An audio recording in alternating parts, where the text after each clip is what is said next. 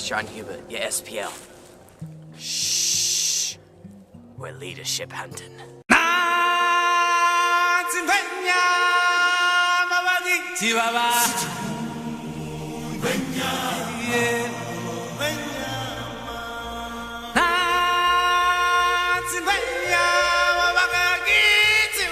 Oh, hi, it's Brad Rindos, your ASPL. I'm here to talk to you about communicating well and the neutral position.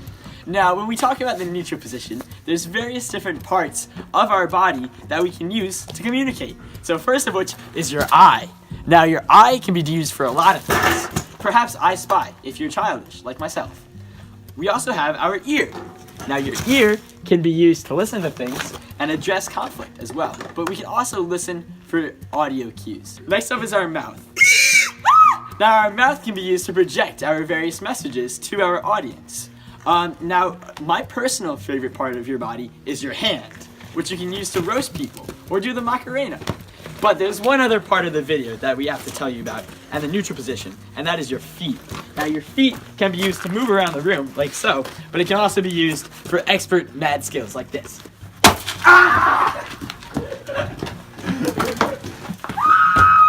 I'm going to have to say, dat boy. No. Hear me out. Why that boy? Kermit drinking tea. No. Hear me out on dat boy, though. So, Sean, tell us a little bit about your presentation, please. My presentation, Finding Your Vision? I'd love to. So, during my presentation, we learned that a vision is what future success looks like. But in other words, if you can see it, you can be it. We also learned that a vision is an elephant. It's big, it's ginormous, it's huge. We also had each of the patrols make a patrol vision, which they're going to work together to achieve during the 2 weekend courses. So do you know what a vision is? A vision? Yeah. A vision is what future success looks like. In other words, yeah, if you can see it, you can be it. Oh, nice. Okay, so do you think if we yell this really loudly, we'll attract a lot of animals? I think so. Okay, so how about we yell it really loudly together, and then we film as everyone turns around and looks at us like we're weirdos. Does that sound good? Sounds good. What is a vision?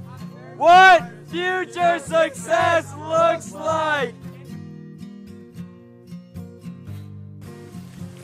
So I just got done with setting goals. This presentation reviewed over how to set goals, and we use an acronym called SMART goals. Specific, measurable, attainable, relevant, and timely. And while using these SMART goals, we're able to fulfill parts of our vision.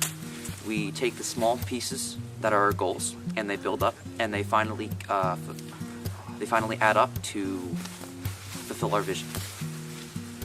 Nice. And what was your personal opinion about the presentation? Do you like giving it? Yeah, I like giving it. It's a really personal connection with the participants. It's our first really patrol environment. We're able to really connect with them and have good discussions with them. Great. All right. Thank you, Doug. Wait, is that a duck down or goose down? Absolutely not. I have faux fur, and in here I have synthetics. There's no way I would ever use any animal products. Well, that's excellent, because that's really a bad thing. We don't really need to use animals for that kind of thing. That would make Yeah, it no, it terrible. completely goes against our mission here at National mission Geographic, statement is right? leave no Sure, I trace. mean, just, this is nice. I mean, it's warm. It's like a furniture pad in here. Yeah. I mean, there's no And it has a stuff. bear, because we just love the bears. Well, it used to have another emblem, but I had to cover it up. Oh, yeah. I'm so glad that our SPL follows such a good example. Oh my gosh. Never mind.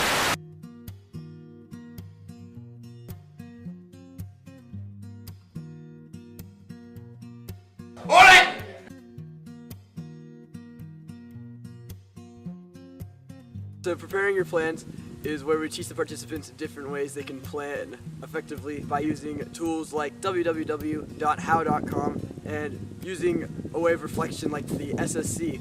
Whoa! Look at that kangaroo! Oh, it's on to that.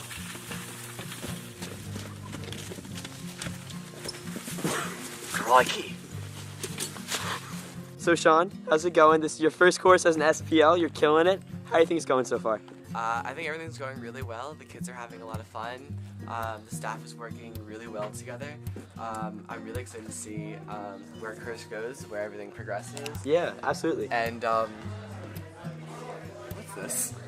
Oh, that. It's Brad Rindos. I'm reporting. I just came across these strange markings on our trailers, and I don't know what's up. I'm looking for someone. Oh my God, what is that? Hello. How are you? Welcome to my old research facility here in. It's a research facility? Yes, here in Siberia. This is old leadership research camp. We used to research various forms of leadership, including servant leadership, autocratic leadership. We figured that was stupid. We did not do it. Basically, we used to do this back in the 1960s, but we have not actually made any progress since then. But hopefully, throughout this coming weekends, we will be able to finally unlock the secrets of leadership. And I think they might be hiding in these plants, or maybe perhaps in the shed. Let's take a look. Okay, in the shed? Yes. Okay. This is where a lot of our experiments are held up. What is that? What's what? What are you doing here? Go on! What is that? What is that? It's an autocratic leader! Oh my God! Oh my God! Nick! Mission failed. We'll get them next time.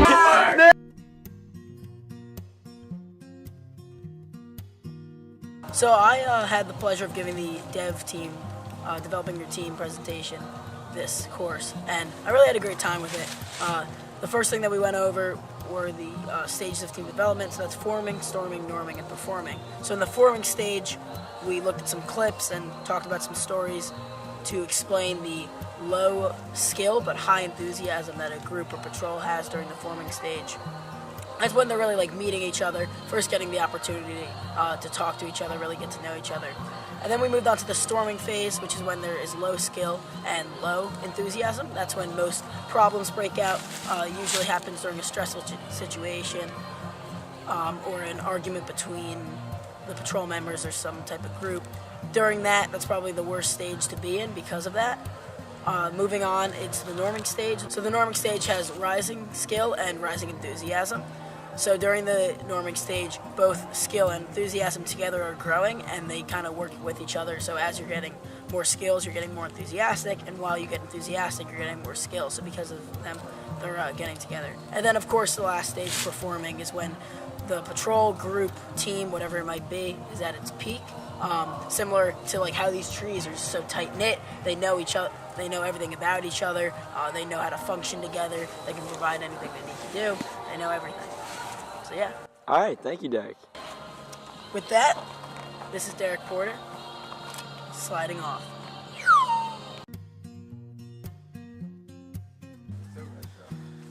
Right here we see the watering ground of the WYLD staff member.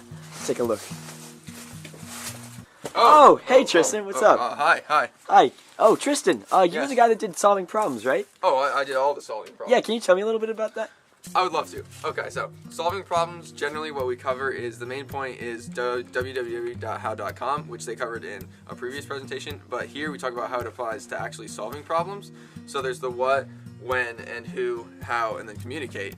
So the what is obviously what the problem is, the who is involved and who is going to actually fix it, because it's also about identifying the problem so you can solve it. Then the when is if it's pressing and when you're going to actually fix it, and how is how you're going to do it. And then communicate is making sure all the necessary parties know what they're going to do. And then we go on to talk about how to find solutions to make it a little easier. So there's brainstorming, where you kind of just make a list of everything. Consensus, where you can kind of agree as a group without a formal vote. Multi-voting, you can use a rule of thirds. So if there are 9 votes, you have each person 3 vote, and it can narrow down the list. Or even find a new one if you didn't find that there's kind of a consensus. And then parking lots, where you put ideas that aren't really relevant at the time, but are still good and you want to like bring attention to, but they're going to sidetrack you currently. Awesome. All right, thank you, Tristan. Thank you. Hey Tristan, can you hand me some toilet paper? Tristan? It's Brad Rindos reporting live. The time is 9:31, and I'm hiding. I think Nick just died in the shed. It's still banging and stuff. I think I hear some. Ah! Autocratic leader!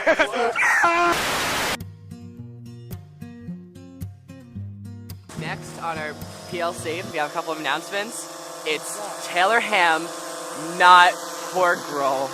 What is that? Oh my god!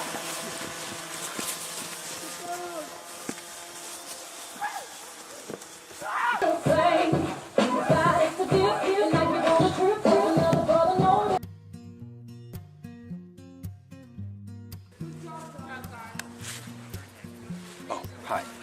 We're watching wild meerkats construct their humble abodes right over there. That's a perfect example of others' first leadership. We just talked about that in the leading edge with me.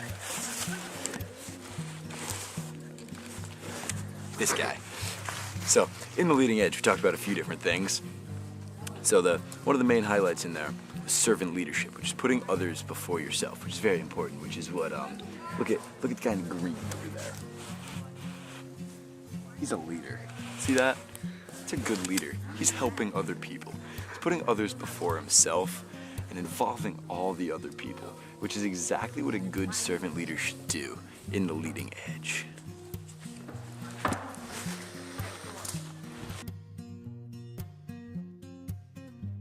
So if you remember back to last weekend, approximately 5.5-ish days ago, you'll remember back to the troop meeting. And if you will remember, there's 7 parts. You have your pre-meeting, your opening, your skills instruction, and then after your skills instruction, you have your patrol meeting, then your inter-patrol activity, then you have your closing and your post-meeting. So those are the 7 parts of a troop meeting. Thanks.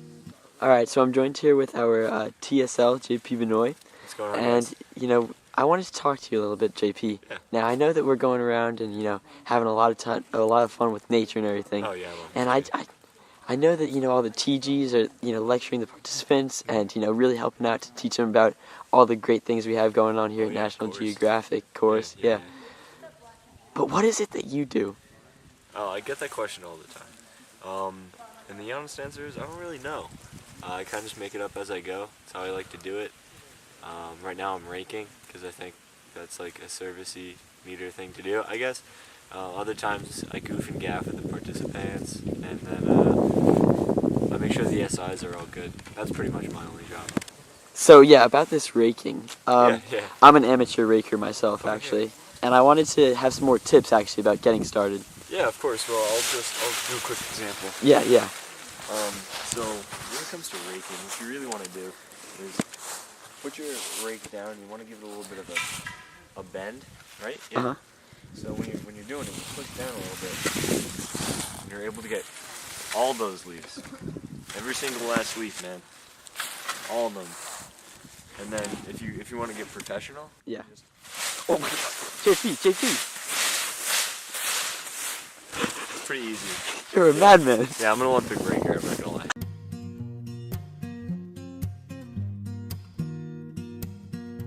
This is the royal dragon tails. Look at them in their natural habitat. Such savages. Oh! Give me 2! Give me 3! Bring it down now!